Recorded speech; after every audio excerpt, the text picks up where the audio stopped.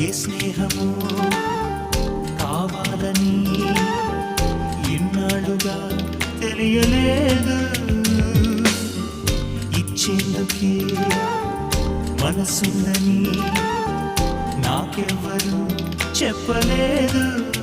చెలిమి చిరునామా తెలుసుకోగానే రెక్కలొచ్చాయ